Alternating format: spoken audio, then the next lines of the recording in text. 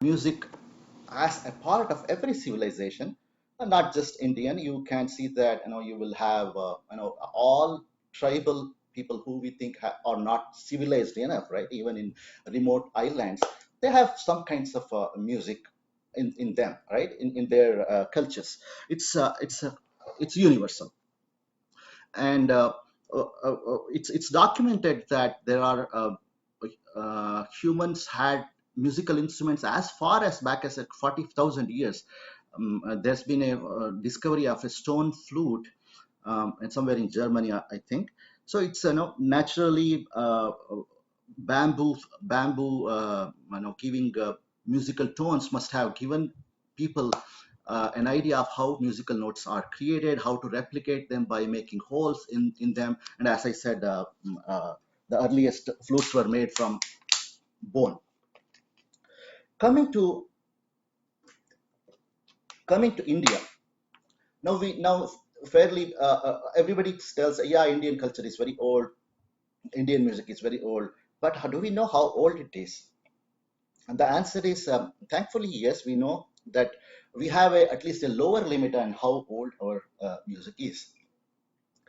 The one of the important texts that all performing arts in India refer to is called the Ngati Shastra. It was written by somebody called Bharata. It's called Bharata's Ngati Shastra. We do not have an exact date for this. Just like many of the works in Indian culture, it's hard to date and put an exact date for it. However, we have a lower limit of probably 1800 years ago, and probably an upper limit of about 2200 years ago. So on an average, you can think that Nati Shastra is 2000-year old. It's not hard to visualize that it's 2000-year old. And we come to these conclusions based on the text and what it cites and all that. And what do we see in this 2000-year-old text? For all practical purposes, I'm taking Nati Shastra as a 2000-year-old text. Um, so here, it's just not just the music that it is talking about. It is the whole performing arts, and the way we understood Sangeeta, though at that point of time, was slightly different than what we understand it today. Today, we think Sangeeta as just the music part of it, but then it was the whole stage experience of dance, of abhinaya, and vocal music and instrumental music. All this put together was called Sangeeta. So Geetam, Nrityam, Tatha, Vadyam, Trayam, Sangeetam, Uchyate. There are similar different types of verses, but this is what I mean. This may not be exactly from Nati Shastra. This may be from one of the commentaries. But Sangeeta included dance as well at that point of time, and over centuries we have actually sort of split that out, and dance is something that is performed by a dancer, and then music is sung or comes with instruments. That is how we understand it now. And I just wanted to give this historical perspective. And so from that point of time, at that point of time, how was the music? Was it very primitive? If you look at that, Natya Shastra is a text that is it's a 36 chapter text. It's very very detailed, and the very interesting is it is very relevant even today. It's very useful for the observations it does on the psyche of the audience, and how what a performer should do and should not do to keep the audience engaged. And so the whole purpose of the Natya Shastra is that, right? So it is like a manual for performance. So it talks about what are the good aspects of a musician, how an instrument needs to be made. It talks about different types of instruments. It talks about, let's say, how to choose the actors for your plays, how to mm, what types of makeup should they apply for different characters. It also talks about, when it comes to music, what types of music should be given for various kinds of emotions that are there in a play. So because it is the focus is a play, so this is all coming in conjunction. The music is coming in conjunction with the play. It is not hard to see why that was so. If you just think of ourselves, entertainment is something that human needs after a hard day of work, right? It's been there, so it's been so for thousands of years, and even now, I know that's why we have all these thousand forms of entertainment, now trying to catch our attention at every minute of the day. So it's very natural, and therefore it's uh, not hard to see how this manual was written. The Bharata's Nati Shastra was written. So at the time of Natya Shastra, what we can envision is there were already many other works which Bharata must have referred, Bharata must have seen many of the stage productions. He must have talked to many musicians, many instrument makers, and he tried to put all these things together in one huge encyclopedia kind of work. So that is why we call him as Bharata Muni, right? I mean, he's a Rishi like person. That is what we consider. And some people say it was not written by one person. It was put together over ages, but over centuries. We know that many of our Indian works they develop over time, but the seed is by one person with whom we recognize that work with. So if the 12,000 shloka Natya Shastra today, if it is not entirely Bharata's creation, we can say think that a bulk of that is his creation, and then there at times there must have got some additions at later point of time, but the body existed at Bharata's time. So how was the music at Bharata's time? It was somewhat similar to now and somewhat different. So when I say somewhat similar, meaning anybody who knows music, or very casually, that the notes like sari, gama, padani, right? That are the basic saptaka of Indian music. So that is how you recognize whether something as Indian Bharatiya or not. If you are using the syllable sari, gama, padani, you know that it is Indian music. So those swaras do exist back there. And then the swara intervals, how the swaras are placed between the relation between those swaras, the types of swaras, and they're all there. So that means that is shows how long back we are coming from when it comes to Karnataka Sangeeta. Then what happens is, there was also a different scheme compared to what we do today. We don't have, for example, everyone knows that ragas are basic to Indian music. The term raga is not found in Natya Shastra. Okay, there we have what we call jati. They correspond to what we call ragas today. And then there was also a system called grama.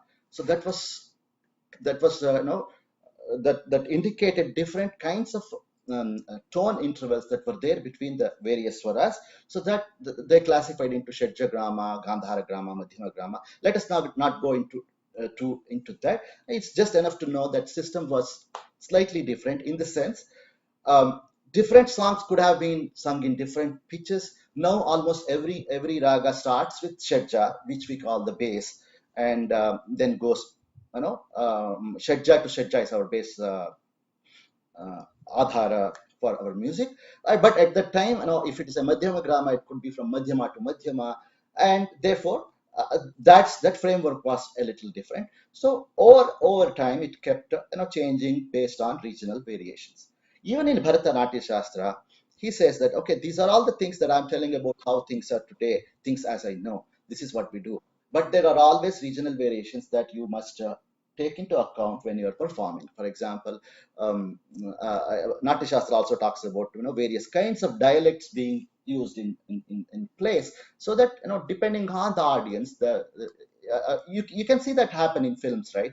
You will see that different types of characters will use different types of dialects when they are speaking. So it's exactly like, it's a feature that was taken from Natya Shastra, so to say. So this is where we see the beginning of music. And where does the Natya Shastra ascribe the beginning of music to? It tells that the music comes from much earlier. We tell um, um, the Natya Shastra actually talks about how the Natya or the Natya was created when people, Indra went to Brahma to ask for a entertainment that can be given to the whole humankind.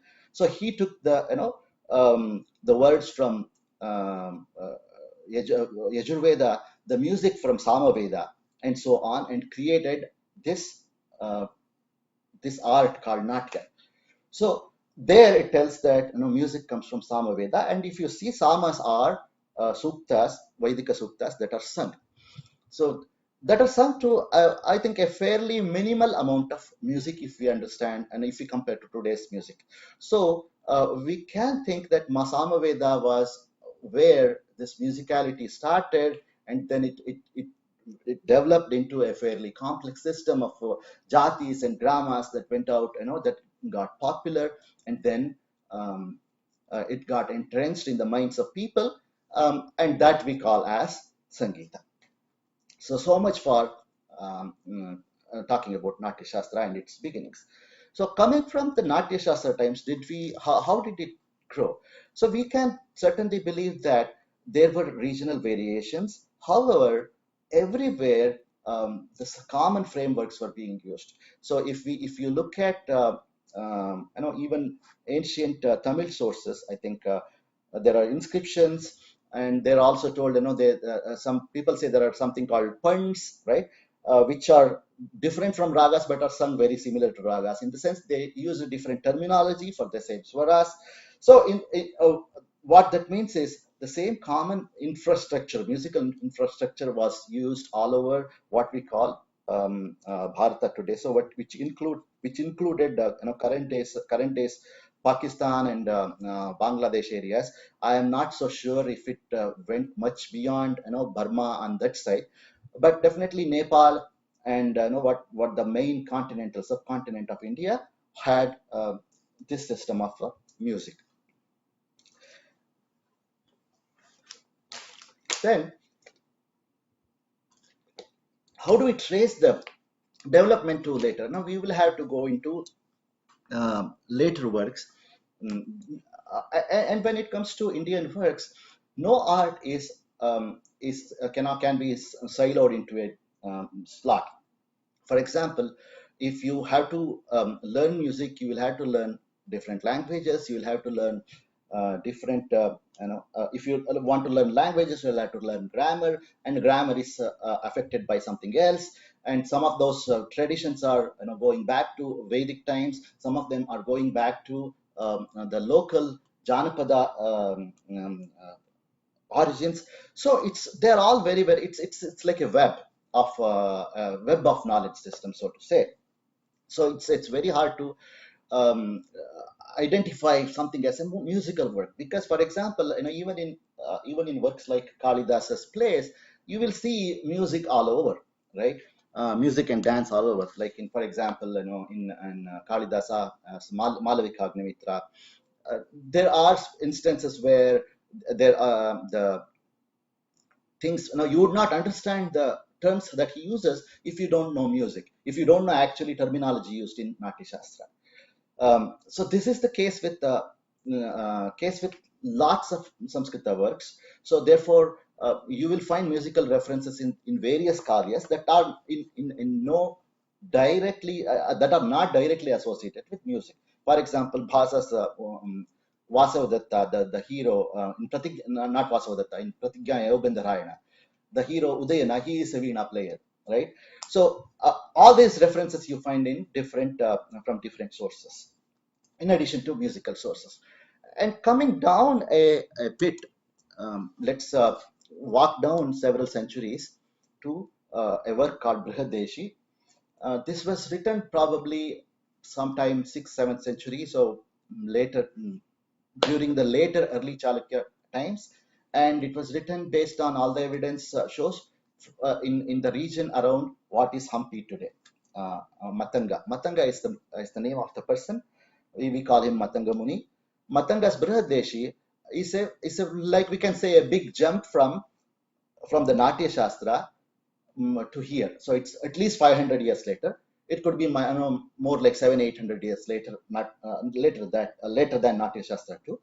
So at any point of time um, when these people wrote these works, it was to basically uh, put together all the traditional knowledge as well as what is being practiced. So what happens is, in art, it's like a stream. So as it goes, a big river, right? It catches other streams. If you are from Karnataka, Kaveri starts as a small stream in Bhagmandala and then goes, and then it gets other tributaries like Hemavati, Lakshmana Tirtha becomes slightly bigger, and then gets Kabini, which is a major tributary.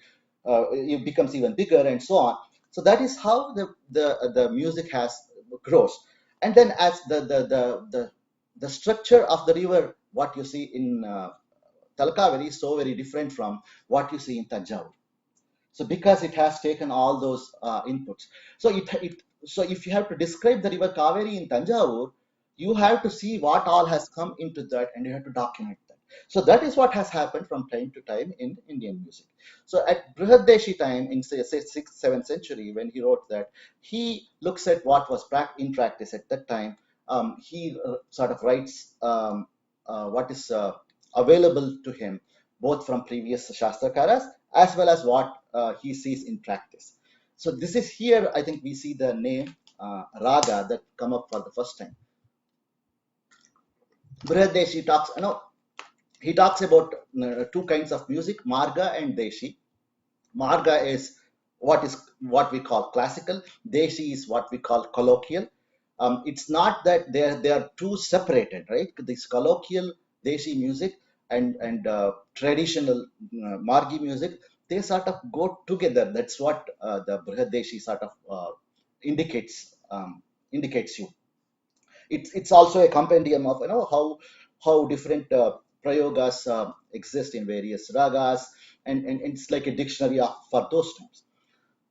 And go a few hundred years later, in 12th century, 13th, in 11th century, we have a work called Manasollasa by the Chalukya king Someshwara.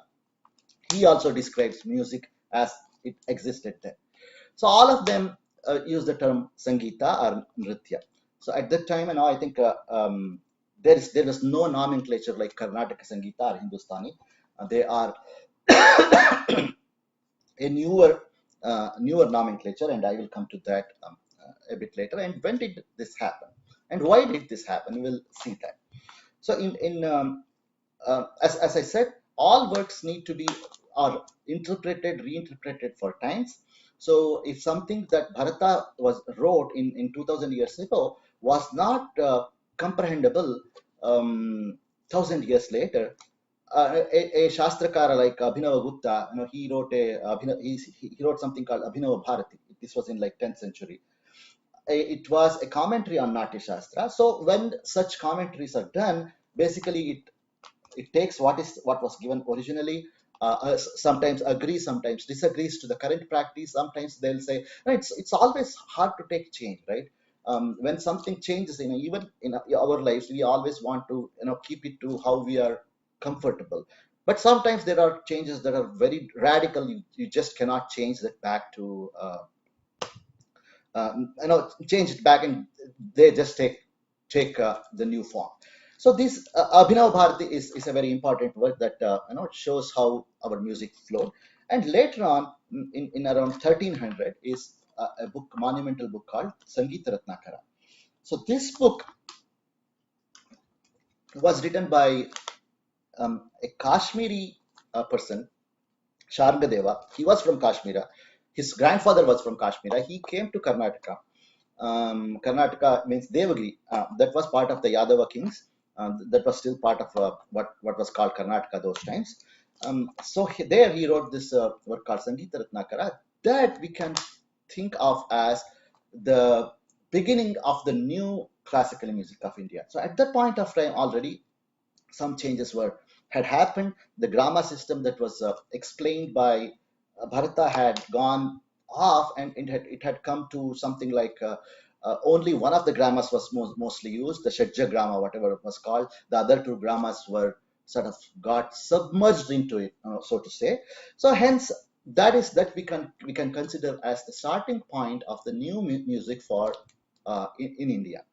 So this it's a very very important work for everybody later. So just like anybody before Sangeeta Ratnakara would refer to Natya Shastra as the source of reference, anybody who came after Sangeeta Ratnakara referred to Sangeeta Ratnakara as the reference. It's sort of replaced. This type of thing we have seen in let's say grammar, Samskrita grammar. Before Panini there were several grammarians.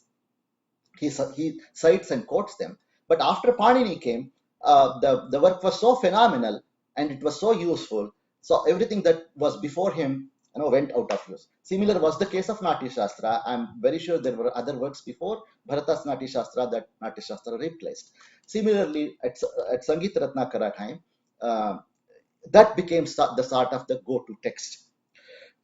At this point of time was when we had the invasions from coming from the West, right? So they also brought there some of the music from West, the Persian music. Persian music is somewhat like raga based music of India. I mean, if you see that the two major systems of music is one is called, I think, melodic music, and the other is harmonic music. The harmonic music is what we call the Western classical kind of music, where the notes are played together at various octaves and to create a homogeneous experience. In melodic music of what we use in India, it's kept in one octave, and everybody aligns to that octave and sings, even if they are singing in a group and they don't create a harmonic effect. So our melodic system of music is called raga music. It's not just based on the notes, just on the swaras, but the kinds of what we call the gamaka. Sometimes it's translated as ornamentation for a note. That actually determines how the music uh, appeals to you. We can think of the Persian music as some kind of raga based music, melodic music, not exactly as ours, but the people who came from the West, their music also sort of started producing some effect to the music in India, in North India. And that also we should remember that, so some of these rulers, they had very rigid rules, Islamic rules. Pure Islam I think doesn't support music, vocal music. So they had to be instrumental music only. And then based on what was palatable to the people in power, the types of compositions that were used also got changed from from being a mixture of a lot of things like bhakti and various other rasas. They mainly changed to more of the Shringara and that kind of courtly type of music. And so that is where the music started to change a bit in how the stream split into two, so as to say. So the one northern stream and the other southern stream. And then when we are talking about the northern and southern, I think there is another stream from Odissi, which is I think it is even today Odissi music exists. It is I think today it may be a bit more influenced by Hindustani music, but I think it has lots in common with the Karnataka Sangeeta too. But it is, in my opinion, it is still distinct from both the streams. But for good or bad, I think we talk about only two streams of north and south. So and then a couple of hundred years later, during not Krishna Devaraya, sorry, during the beginning of Vijayanagara, is a sage Vidyaranya, Guru Vidyaranya. He wrote a book called Sangeeta Sara. So this was sort of the what we call as the beginning of the Carnatic Sangeeta as we see. That's what we can say. This book, unfortunately, does not is not we don't have the whole book available now. It is one of the original book has been lost. What is available is in excerpts in the later books only. But uh, by the type of material that this book discusses, we know this is the beginning of what we can call the Karnataka Sangeeta Paddhati. So beyond that, there have been lots of different, composers. We stand to see many different types of new compositions come in from this point of time. Even before that, there were different types of compositions. They started getting replaced with a new type of compositions called pada, which became very, very popular from the times of, let's say, Annamaya and uh, uh, much before that, actually, a couple of 100 years before that, the first Haridasa we call Narahari Tirtha was around the same time as Vidyaranya or just before him. I don't know the exact date, but that is where the Haridasa Sampradaya started. Sripadaraya around 1400, meaning it's like a generation later than Vidyaranya. He is considered one of the earliest dasas. He From there, this new composition called Pada and Suladi, they became very, very popular, and sort of they became the sort of the basis for the music during the Vijayanagara Empire's earlier times. And then there comes, we know Vyasaraya, there is Bhadrachala Ramadasa, and then there is Purandara Dasaru, whom we call the father of Karnataka Sangeeta. So, as I said, although the term may be new and Karnataka Sangeeta did exist before Purandara Dasa, we call him so because of the system of teaching that is now in practice.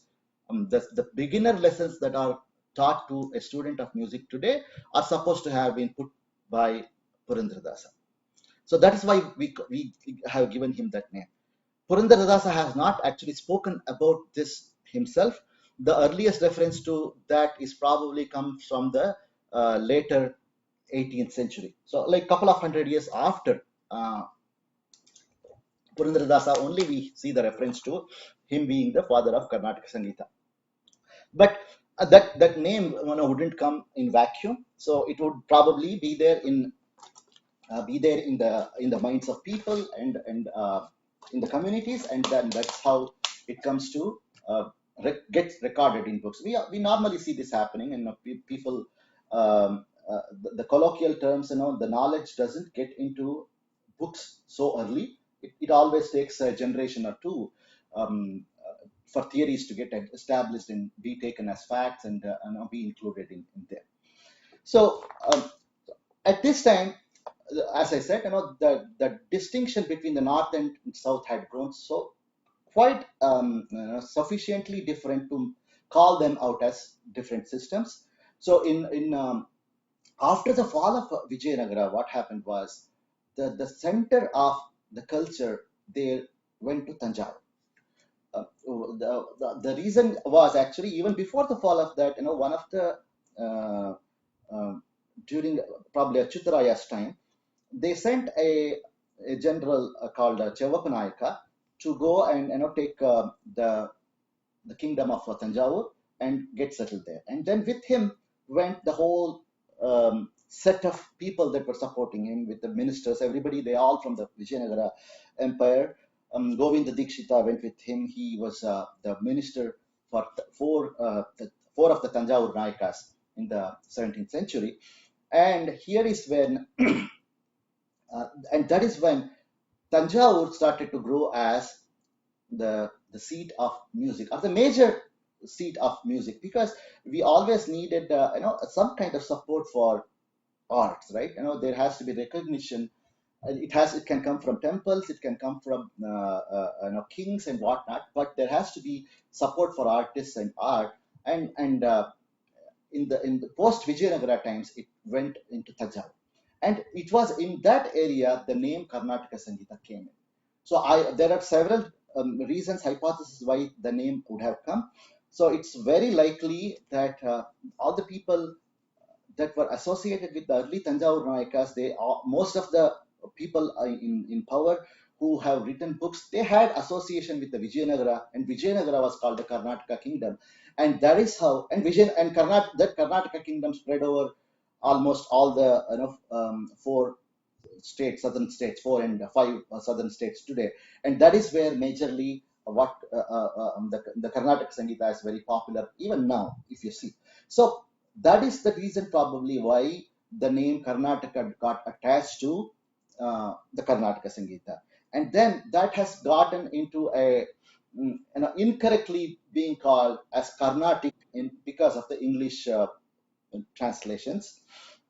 Because the Carnatic region based for the British was is around the southern Andhra and northern Tamil Nadu, that area, like the area of mostly Vellore, Chittoor, that area was Carnatic for British. That is where all these so-called Carnatic wars of British times were fought. Um, that area really did not exist, does not represent the whole of the Karnataka kingdom of Vijayanagara, from which this name Karnataka Sangeeta comes from. And also, the other reason why people like Tulaja and others keep referring to Purandaradasa, and even later Subbarama Dikshitar in early 20th century called Purandaradasa as the father of Karnataka Sangeeta, is because of all the bigger contribution of all these authors who hail from Karnataka region. That could have been one of the names too, one of the reason too, in addition to Vijayanagara being the seat of Karnataka kingdom. So we know, as I said, Sangeeta Ratnakara, and then later on, just before that, Manasollasa, and after that, Swaramela Kalanidhi came from Hampe, and uh, and we of course had the Dasa Haridasa movement primarily centered around Hampe, uh, and then uh, and then later on, the people who wrote works in sitting in Tanjavur, but they were all had connections with the current day Karnataka, like Shahaji. Shahaji wrote a book called Raga Lakshanamu, who was actually, Shahaji was born in Bengaluru. He was Tipu's, not Tipu, sorry, Shivaji's half brother. Shivaji's not half brother, half brother's son. Okay, Yekoji was Shivaji's half brother, and his son Shahaji was born in Bengaluru. He spent his first 15, 20, 15 years, I think, before going to Tanjavur and becoming the Maratha Nayaka of Tanjavur. He wrote a musical work. His son, his brother Tulaja, he wrote a musical work called Sangeeta Saramita, and just before them uh, was Venkatamaki, who was in the just before the Maratha Nayakas. He was in Sharabhoji and other people's times. Raghunatha Nayaka's time, no, not Sharabhoji. Raghunatha Nayaka's minister, Venkatamaki, who wrote a book called Chaturdandi Prakashika. His grandnephew, whom we call Muddu Venkatamaki, he wrote a book called Raga Lakshana. These all became sort of very important works for the biggest revolution of Karnataka Sangeeta that we saw in the 18th century, that came with composers like Tyagaraja, Muthuswami Dikshita, and Shama Shastri. We call them the Trimurti of Karnataka Sangeeta. So what happened was, at this point of time, different types of compositions also came into existence from what was there before. Like padas were very popular. Before them, there were other composition type called prabandhas, suladis. They all gave, the padas actually became the source material for what we call kritis later on by the likes of Tyagaraja. And then uh, the music as we see today, Karnataka Sangeeta today, is very, very much influenced by what happened during the time of the Trimurti, Sangeeta Trimurtis in Tanjavur. So Tyagaraja, he lived a full life of 80 years, out of which probably he taught for 50 or 60 years. We know that Tyagaraja's one of the major shishyas and his son. So both of them were his shishyas, right? Something like that. So his students, the Shishya Parampara of Tyagaraja was so large, they went around all around South India to various samsthanas, including Mysore, even in places like Andhras. There were different Shishya Paramparas of Tyagaraja that spread his music, his kritis, to such a large extent that the current days Karnataka Sangeeta is very, very Tyagaraja centric. So you will see, and if you go to a concert, you will see, half of the compositions are of Tyagaraja, and for a good reason too. And they're of extremely high quality, and uh, they are compositions that can entertain and elevate anybody from a basic listener, basic level listener, to an advanced level of listener. So that is where, and coming to that, during the times of Tyagaraja, I don't think they called it Karnataka Sangeeta or Hindustani Sangeeta. We don't know. They might have just called the Northern Sangeeta as Uttaradi Sangeeta, because we know that they were aware of the ragas that were used in Uttaradi and how they were slightly different from how they were treated in their own Sangeeta. It's very common that you don't name your own things. It's very natural. For example, for a Hindi speaker, atta means it's the flour of wheat. Okay, in southern Karnataka, at least few decades ago, if you went to a rural place and asked for hittu or roti, so it always meant like ragi, made of ragi roti and ragi hittu. So mudde means made of ragi only, not from other grains. So in northern Karnataka, where jola or jowar is grown, so roti means it's roti made of the grain that is popularly used over there.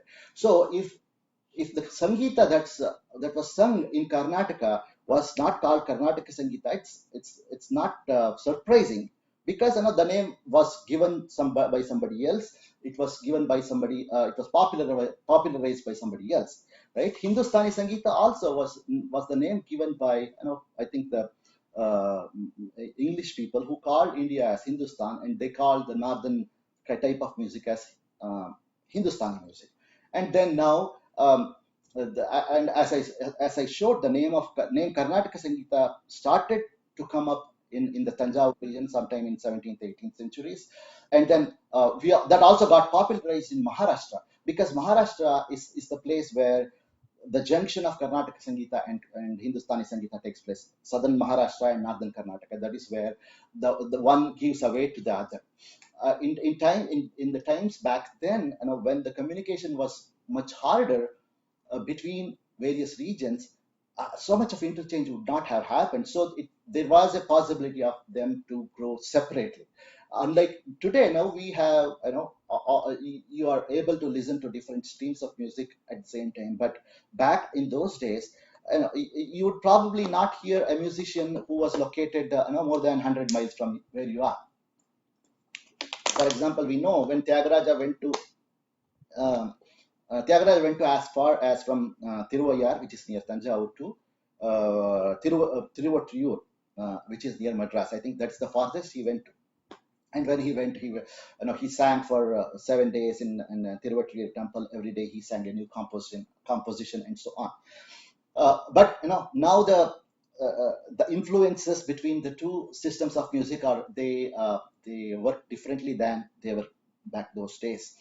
Um, but however, I think, and post Tyagaraja, I think every composer that has done anything are so much influenced by Tyagaraja and the people around his time.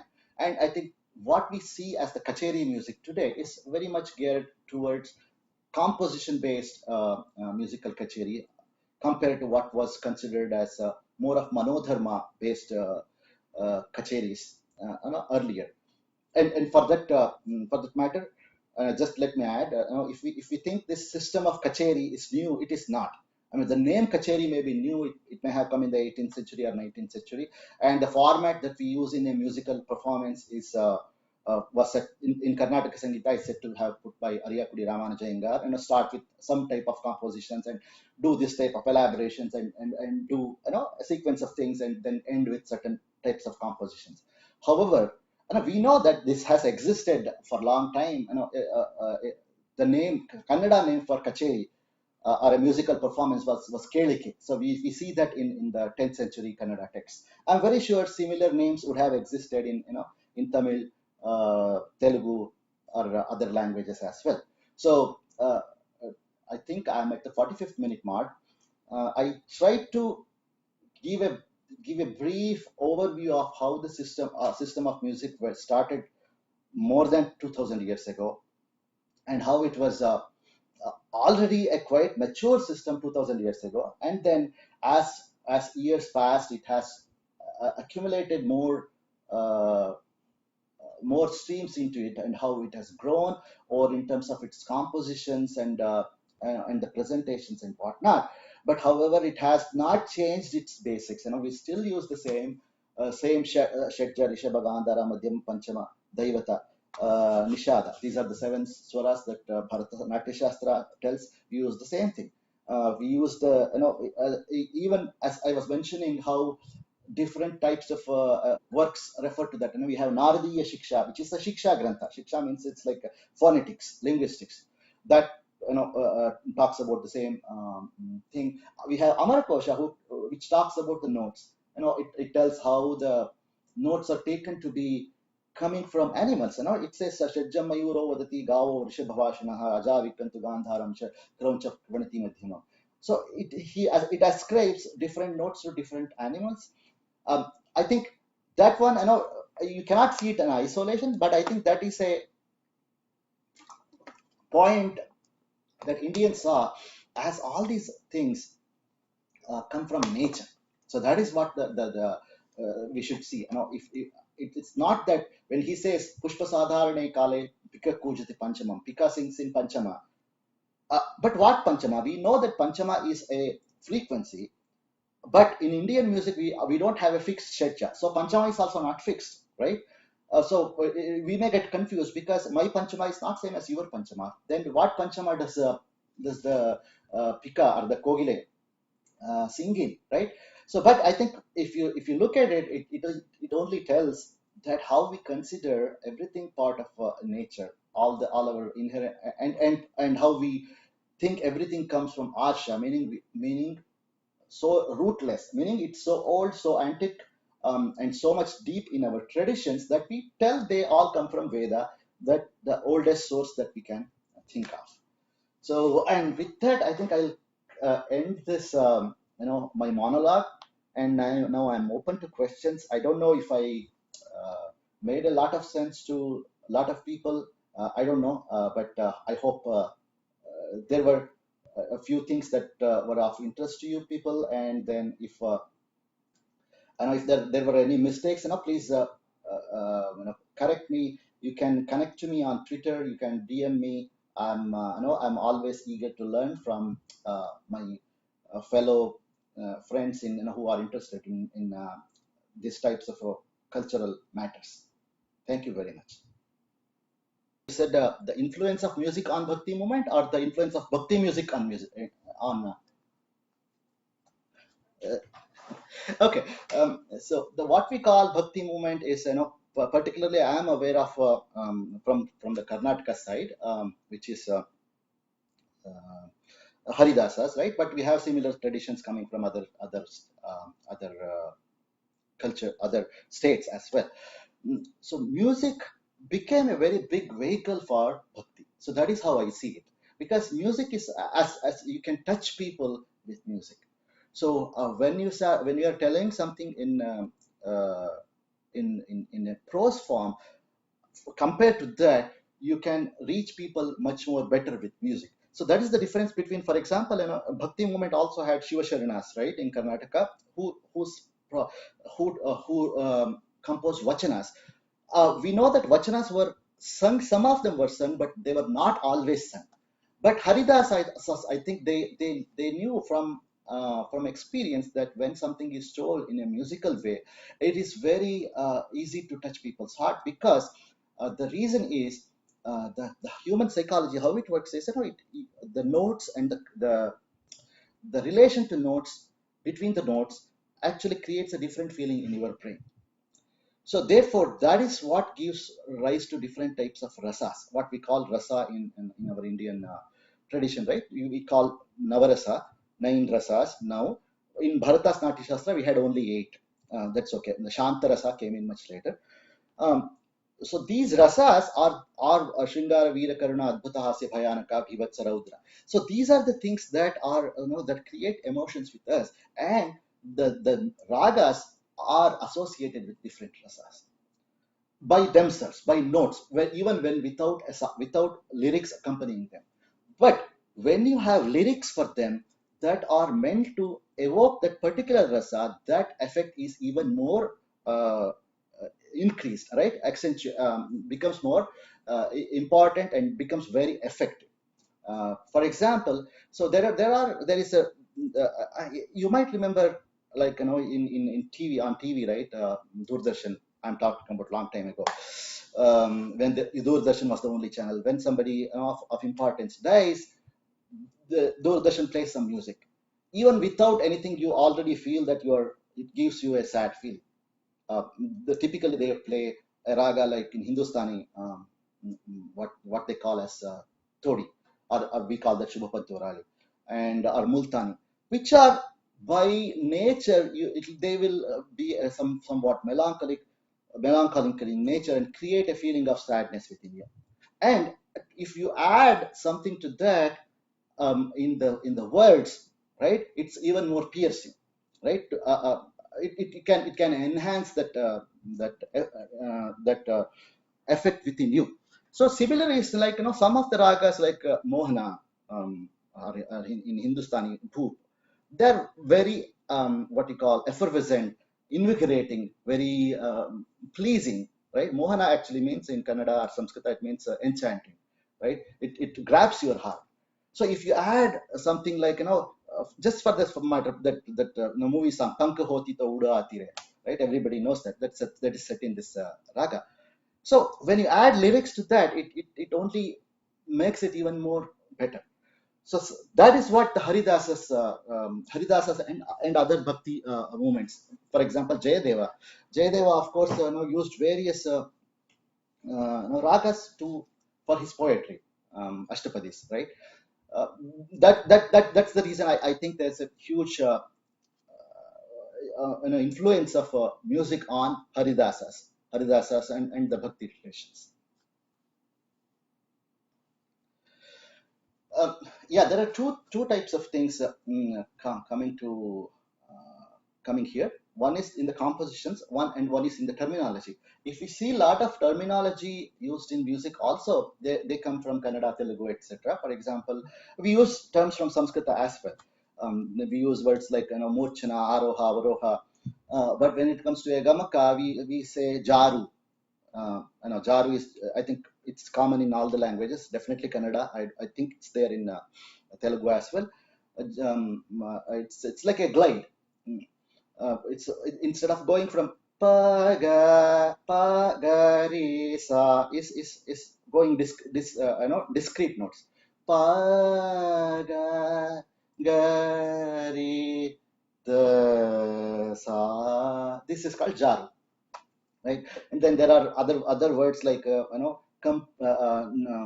erukajaru, tiripa, and different kinds of terminologies that are used. Even just the word pada, that is used in music, right? It refers to a song. It doesn't refer to a word. In Sanskrit, a pada means a word, but in musical parlance, in Karnataka Sangeeta, pada is a song, typically of Haridasas, or a song that talks about the feelings of a heroine towards the hero. So a Shringara pada. There can be a Adhyatma pada, or that kind of pada which are written by Annamaya as well. So this terminology, I'm pretty sure it comes from Kannada. So where it started to be associated with the song, and not just the word. Um, and coming to the compositions, we have all the languages being used in compositions. If you go to a concert today, you will feel that Telugu is a major, but I think that the reasons are pretty apparent why it became so. Now today, because out of the major, most of the performance, they are very well aware of Tyagaraja's compositions, and Tyagaraja's compositions form a bulk of today's repertoire.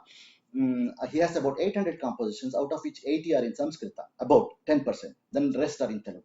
So that explains why we see so much of Telugu. And then uh, during that time, also, the Maratha Nayakas of Tanjavur, and before them, the Kannada Nayakas, right?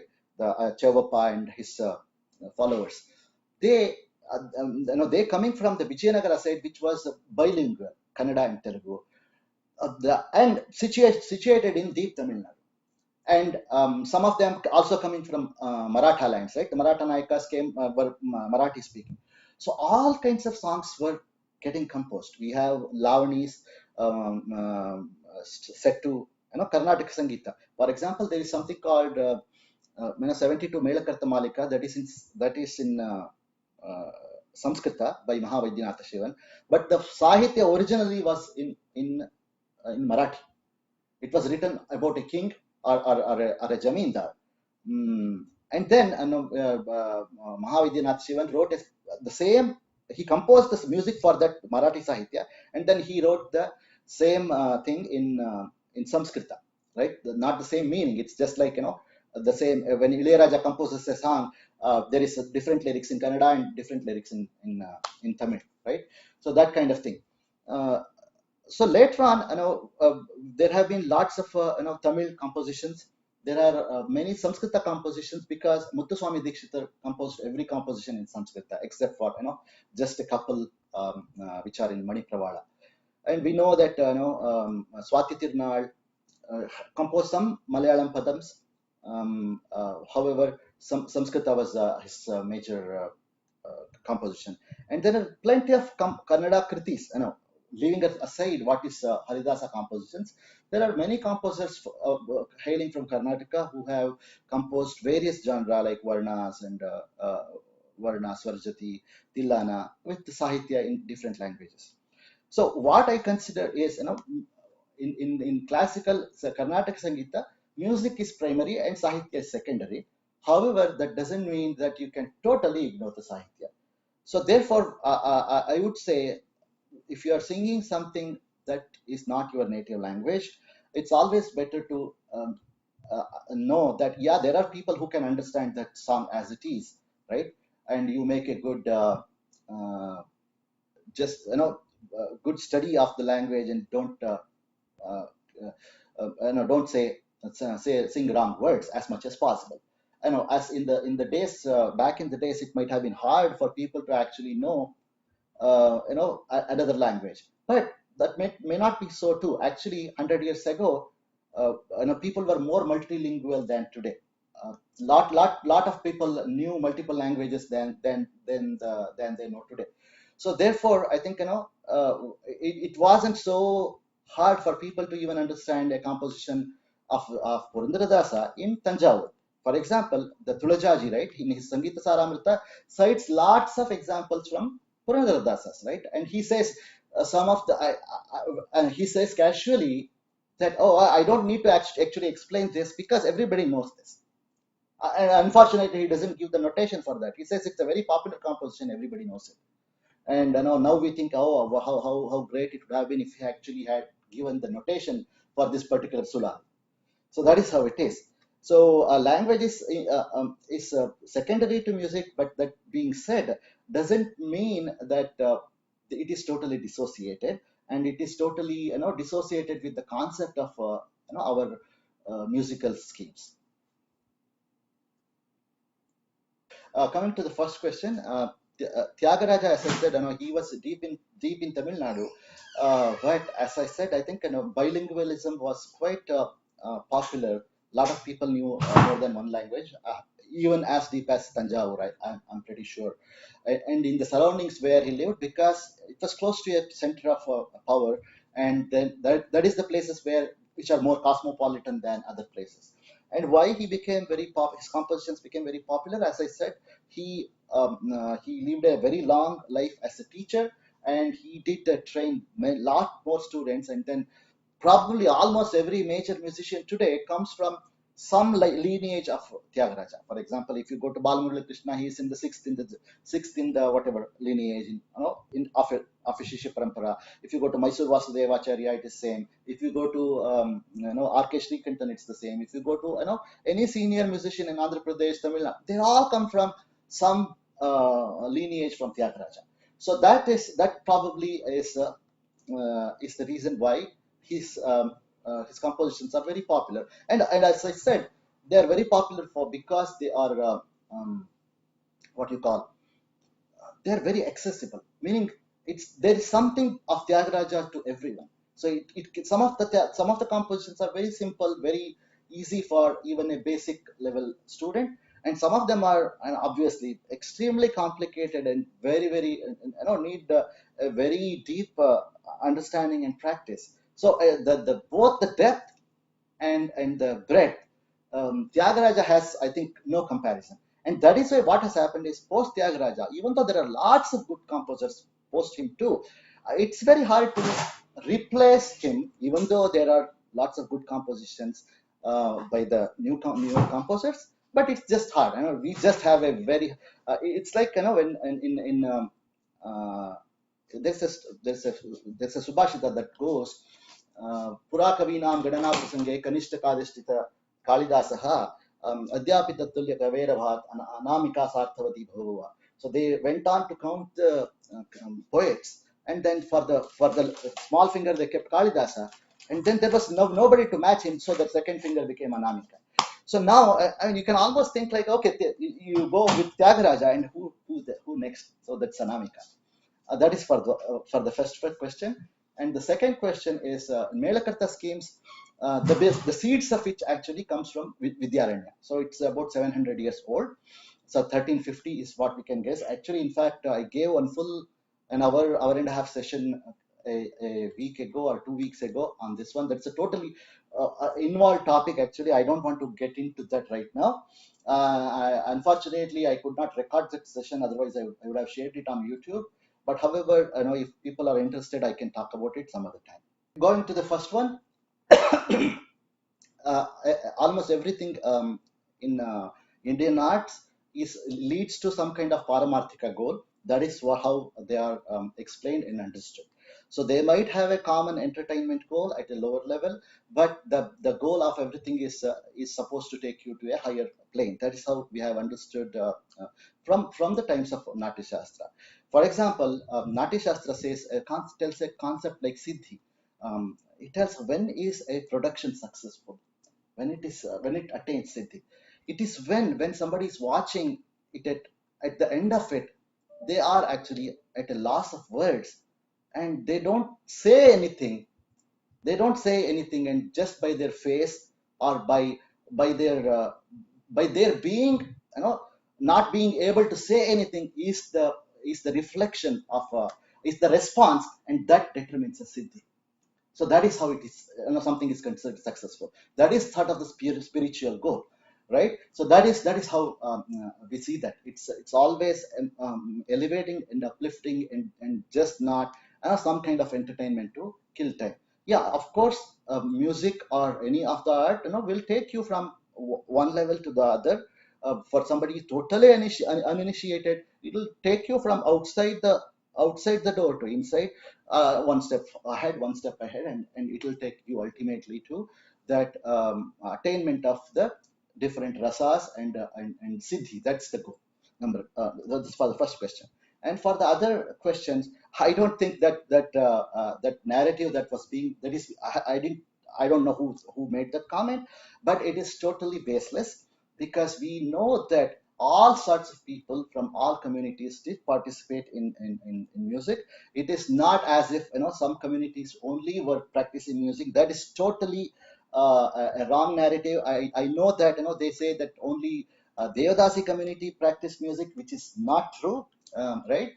And it's been taken by Brahmins, which is not true. We have all kinds of, for example, as I was mentioning, right?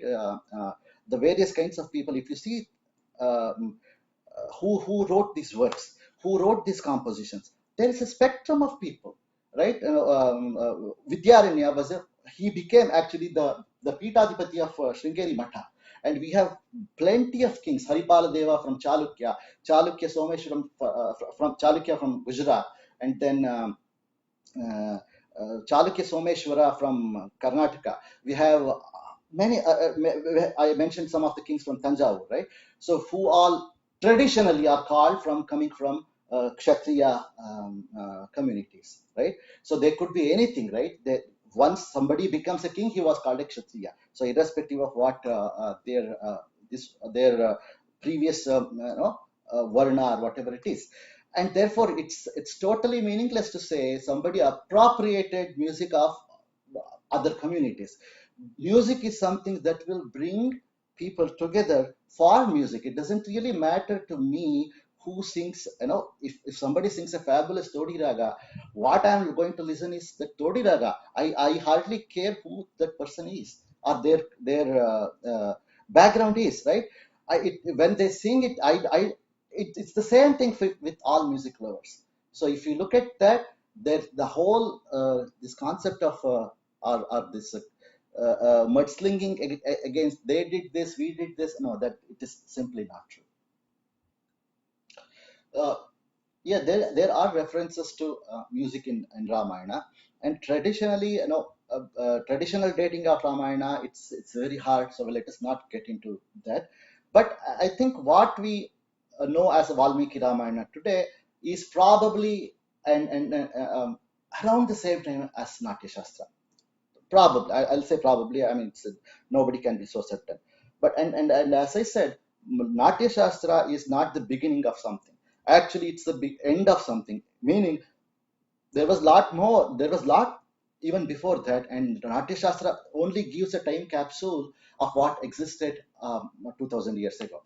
And as I said, the in Valmiki Ramayana in Uttarakanda, you have Lava and Kusha going to Rama's court, and Valmiki tells, okay, go and sing, right, Ramayana in front of him. And there he talks about Tantri Laya Samanvitam. He and in various jatis to move jati meaning raga, what we call as raga, right? In appropriate jatis and use the appropriate murchanas to convey the various moods. And we actually traditionally we think it's the beginning of what we call Kavi Vachana or Gamaka Vachana today because it's meant to recite a poetry and not elaborate a lot. But however, you can think Tantri and Laya both are there. So it means there is rhythm. So it is something like a performance music, but just because it is so long and so large and it's also said the 24,000 slokas were sung in so many days. So it's probably not a very elaborate musical performance, but the main goal of there is to tell the story, and music is an what you call add on to that. So therefore, I know Natya Shastra, just because we say it starts from Natya Shastra, music did not began with Natya Shastra. It existed before that. And yeah, there are references to Ravana being an expert in Veena, and some of them maybe from Valmiki Ramayana, some of them from other sources. But however, yeah, we associate music with Ravana. We associate music with Anjaneya as well. Anjaneya is said to have melted a stone by singing Raga Gundakriya. So these all come in later day works. So, but what we can say is, at the time of Ramayana, yeah, there was music, and this distinction of north and south obviously did not exist then, right? Karnataka and Hindustani we cannot really say, but it was a music that was based on Shadjagrama, Madhyamagrama, and the same swara intervals that we talk about today. Hence, it's very much a predecessor of what we are singing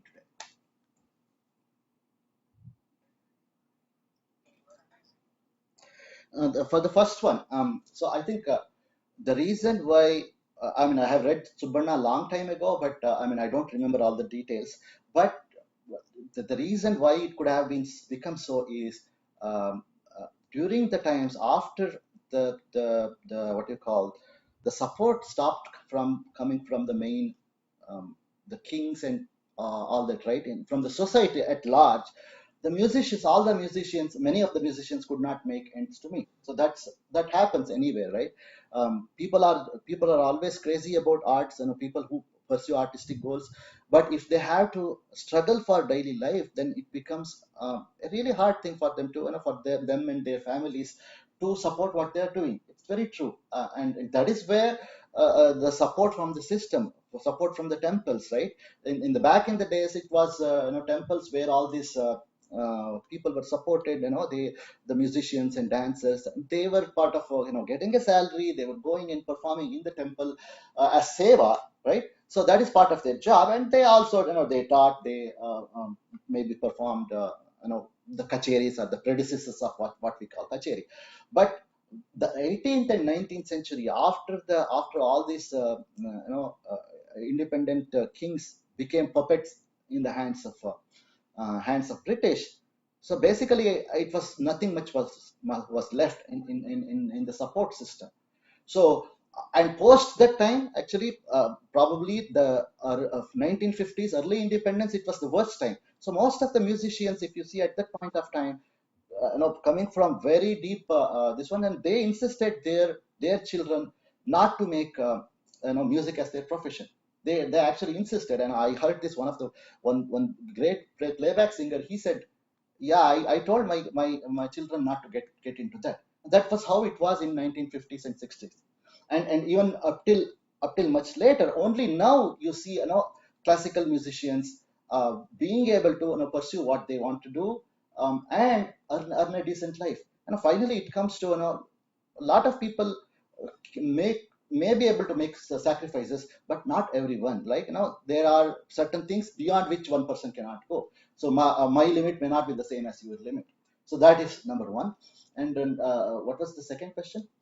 Yeah, yeah, yeah. I mean, there are influences from other musics in our music. For example, we see that Hindustani music took certain elements from Persian music, and we have taken elements from Hindustani music. Karnataka Sangeeta has taken, and then if we are taking certain thing, I mean, it comes to a fusion kind of thing. The scope is limited if you are only looking at that effect, but it is entirely possible to take an instrument that is doing Western music and adapt it to ours and play. We have seen fabulous examples of this. Saxophone, Kadri Gopalnath did that. Mandolin, U. Srinivas did that, and violin, which is a Western instrument, has been so beautifully adapted. So adaptation is definitely possible. So when you adapt something to you have to know the sense of proportion, and I think that is what creates a rasa. So including a, let's say, a Western guitar into our system is not going to cripple our music, but I think you cannot change the basic nature of the music. Yeah, for the uga boga, the vyutpati is a bit confusing only. And if people say that it comes from Udgraha plus Abhoga, which were two kinds of previous prabandhas, and it comes from that. So it could be that, but I think nobody has come to a conclusion. I might have to go back to Rasa, talking about that, if to see if he has a idamittam kind of say. If the Professor Satyanarayana does not have a complete answer, I think nobody in this world has. So that's on. Yeah. Oh, okay. Yeah, I mean, it's a very interesting line of thought, Bhuvneka. I think we should go and do some research on it, definitely. I don't know on that. And the next question was about the Kriti, right? To be considered a Kriti, I think, see, the older, the name Kriti does not occur earlier in Chaturdani Prakashika. Um, Purandaradasa says the word Kriti, but it is debatable whether he is talking about a Kriti, musical Kriti as we understand today. Of course, he talks about, no, he calls his works as Pada only, right? He doesn't call them Kriti. But Kriti is a word that he uses, but we don't think it is used in current day sense. Even Tyagaraja, I don't know whether he uses the word, there is, Sogasugam Vidanga Talamo, I think the word Kriti comes in there.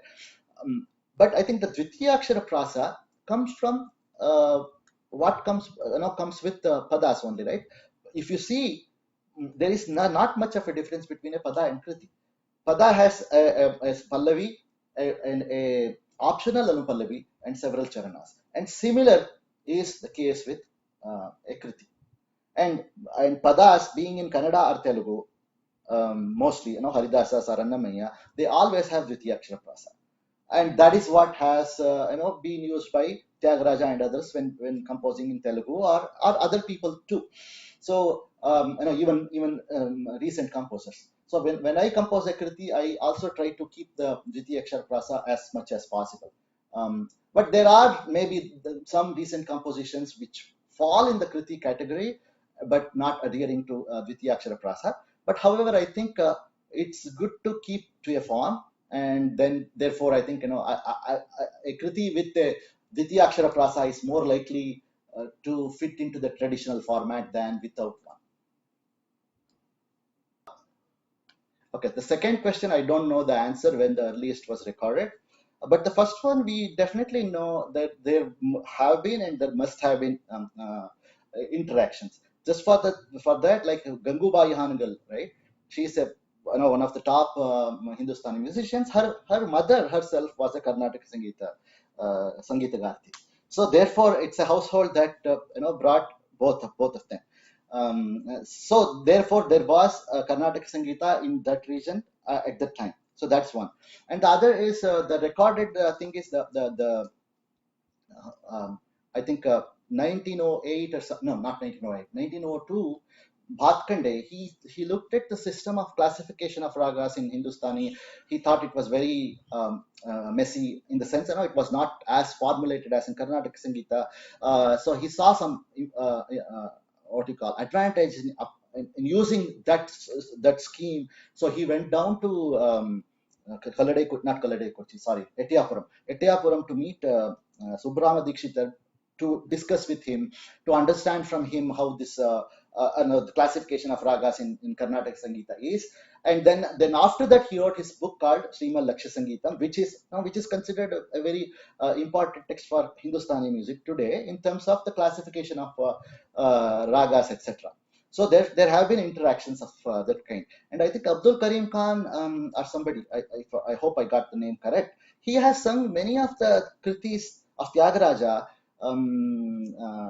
Their recordings also exist, that old recordings, I think 72 RPM or whatever they call, right? You can hear Ramani Samanam Evaru and some composition in Saveri, I forget. So these are all there. They're all from the early days of gramophone record. So there have been interactions, and even before that, right, during Tyagaraja's time, um, uh, uh, Muthuswami Dikshita went to Kashi. He was there for a few years, I think 5 years or something. He spent there, and then when he composed in ragas that are typically considered Hindustani, the ragas called what is it? Yamuna Kalyani, or what we call Hamir Kalyani, which is called Keda. It's exactly same, one to one. He composed in that raga. Even Tyagaraja composed in that. And some ragas called like Behag and Kamach, they have influence coming from there. We have a raga called Kapi that we call actually Hindustani Kapi. Because there was another copy before in Karnataka Sangeeta. There has been lots of influence from that side to here.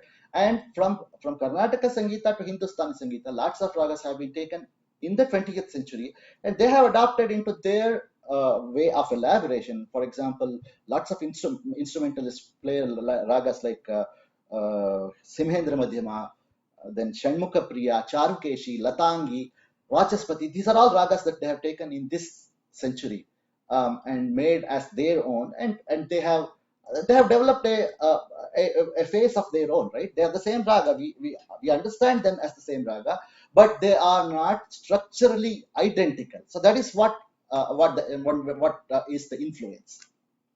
The Suladi is also again a bit not 100% understood. I know they say it comes from Suda, which was a prabandha, which was a type of prabandha earlier to them. So Suda, Salaga Suda. So that is one Vyutpati that is often cited. And the other is it said, okay, Suluwada Hadi, means an easy path or whatever it is, which looks like a bit contrary to me. So we cannot say, but the Suladi, even though we probably don't know the exact etymology, we know how the structure. It referred to a composition that has multiple talas in one composition. So that is what we call Suladi talas today, the Dhruva tala, Matya tala, and so on, right? So those are called Suladi talas because they were used in Suladis. So it went off from a way of singing a song, a type of song which was set to different rhythms within. Normally, once within a song, we see change in raga more often than change in tala. But Suladi is a composition where there is a change in tala. And coming to innovations, I think innovations have been occurring all the time, and it's never a revolution; it's an evolution. So we know that coming from whatever changing from Shedjagrama, Madhyamagrama to a Mela order scheme was a revolution. But did it happen overnight? It did not. So it has happened over decades or maybe 100 years, and that is why I call it evolution. So in 18th century, lots of new types of compositions such as uh, Varna, Javli. Actually, Bonai asked about Javli. This Javli we consider a imported word, Javda, from Marathi, and which might have a Persian or Arabic source. That is what it is supposed to have been. It's a kind of a light kind of song, and particularly in kind of an Nayaka Nayaki bhava. That's what is called Javli. It is sometimes the Sahitya may be a too not too high. So that is why what describes a distinguishes between a pada and javadi. That is what is often said.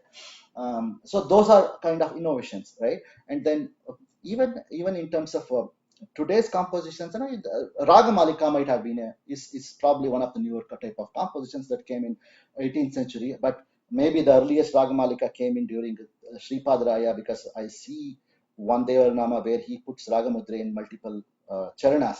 So it could have been Raga Malika, we don't know. And as newer types of compositions, it's very hard for something to totally replace, but something will gain currency. Manodharma is being what is important in Carnatic Sangeeta. There has to be a composition base, but a performance is not made just because of compositions. So hence, I think there is always a musician will add lot more to uh, to a composition than what is there originally. So that is why that's what makes a rendition of the same composition by the same artist different every time. And that is why we long to go to a concert. You know that you have heard it so many times on YouTube or whatever, but you still want to listen to a live rendition because every time there is something new to it. So in terms of new compositions, I don't see a lot of new type of compositions, but I know we are still doing the same type of varnas and kritis and ragamalikas and whatnot. Um, I don't know what will come in future, but I think there is no dearth currently, that no void that we need to fill in.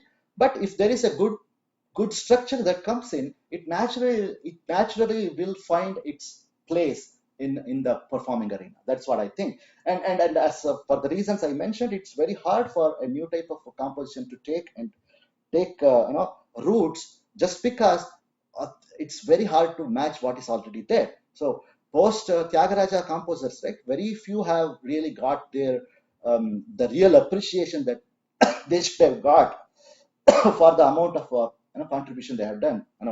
Lalgudi Jayaraman beat Lalgudi Jayaraman beat Muttiya Bhagavatar beat Balmurali Krishna. They have all done so many wonderful compositions. I don't think we have heard enough of those. Yeah, you cannot find the. I mean, this probably is outside the scope, but I'll tell you why it is.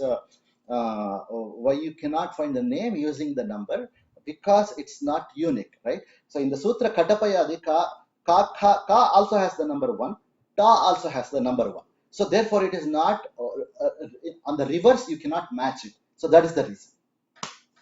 We can actually, this probably Katapaya the Sutra and the and associated things that you talked about, that will warrant a totally different discussion. Thank you. Okay. This also probably is. I'm not an instrumentalist, although I learned violin for some time. Instrument in our system, right? Generally, vocal is supposed to be the base, so instrumentals are supposed to replicate what vocal music can produce. So some instrumentalists, very strict traditionalists, they'll say if you cannot sing something, they won't play it. Obviously, you can play some of the very extreme fast sangatis, etc., in a instrumental rendition than in vocal music. Um, but it may be, just a question of the absolute brilliant guy with the right type of practice to produce that. We just don't know, right? As I said, if until Tyagaraja came, we didn't know the existence of so many new ragas, right? He brought life. So maybe there is a time when that comes. So instrumentalists, I think there is always I know instrumental player vocalists are looking at instrumentalists and the types of gamakas, types of the sangatis they produce, and they find something very interesting. They might just adapt it. There's nothing like it shouldn't. But the harmonic kind of singing, it cannot be sung by one person, right? For example, in a veena, you can pluck two strings at once by putting your hands on the fret, right? Fingers on the fret at two places, and plucking two, you can produce some sounds in violin too, by bowing on two strings and with your fingers appropriately placed or moving, you can produce certain things which are not possible for vocal music. That's for sure. Okay. Okay, let me try to answer. Coming to the instruments, Nagaswara, I mean, it's popular in other states as well. At least it was popular in Karnataka. Generally used as a Mangalavadya in all weddings, etc. I'm sure it was there in Andhra as well. Different places have different kinds of instruments.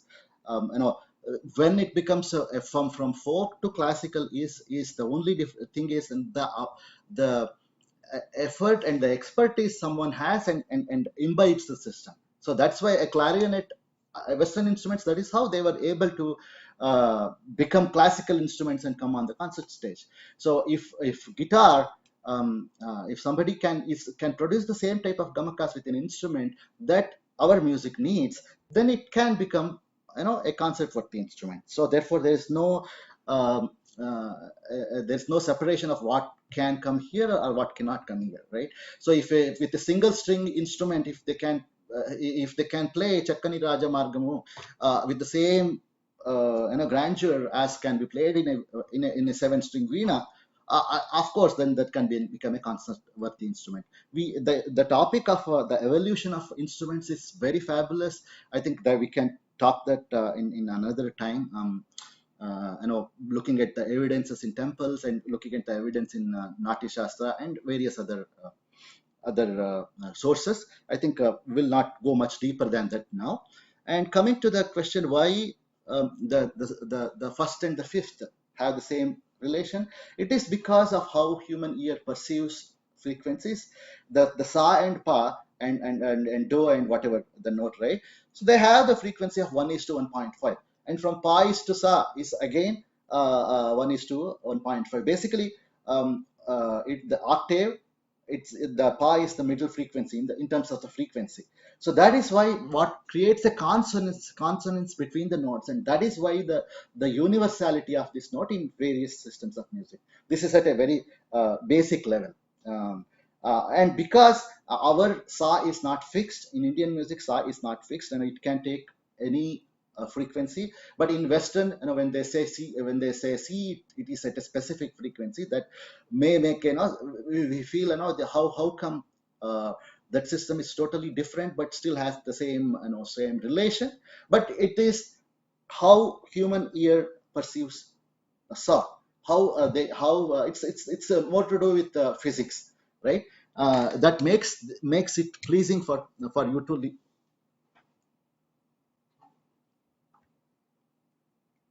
I'm sorry, I got lost one. Yeah, I am back. I am back. Yeah. So how human ear perceives this one. I know. I think we can go deeper, but I will stop at that point. And coming to the last question about whether Karnataka is something to do with Karne Atati, this derivation is not specific to Karnataka Sangeeta. This derivation has been put to tell how the name Karnataka came in. Right, even for how the name Karnataka came in, there are several derivations we don't really know for sure. The best one I can say, looking at many texts, is the word Kannada became Karnataka in Sanskrit. That is what we can say. I mean, it's true. If you look at musical text, you can see that many of the ragas, such as Kannada Gauda, and then they are called Karnataka Gauda in Sanskrit. And there are some such things where we can see Karnataka is Kannada and Kannada is Karnataka. So neither of them tell you whether it is Karnatati or whether it is Kamitunadu or whether it is elevated land Karunadu, which became Kannada. That is a totally different discussion. This discussion of Karnataka Sangeeta came from Karnatati is rather frivolous. It is not. Does it mean that Hindustani music doesn't entertain your ear? Does it mean Western classical music doesn't ring in your ears? No, it is not really the case. So ಕಿವಿನಲ್ಲಿ ಓಲಾಡ್ತಾ ಇರುತ್ತೆ ಅನ್ನೋ ಕಾರಣಕ್ಕೋಸ್ಕರ ಅದು ಕರ್ನಾಟಕ ಆಯ್ತು ಅಂತ ಹೇಳೋದು, it's kind of Dravida pranayama. It's much easier to see, okay, Karnataka was a region that encompassed a much larger region, so it was called Karnataka Sangeeta. That is one possibility, but much easier to understand. And neither of these will have anything to do with the incorrect spelling that's being used, Carnatic, Carntic, or back in like 25 years ago, I have not seen anybody using that term so much. Now, because most people have lost the touch of reading in their own mother tongue, so whether be Tamil people, Telugu people, everybody is reading English texts rather than in their own languages. In Tamil, it was always written Karnataka Isai. Okay, it is no Carnatic, no Carnatic Isai anywhere. In Karnataka, it's Karnataka Sangeeta. So in Maharashtra, they would call it Karnataki. Just like we call it Hindustani, in Maharashtra they call it Karnataki Sangeeta. So I don't think it has anything to do with the Karnatati.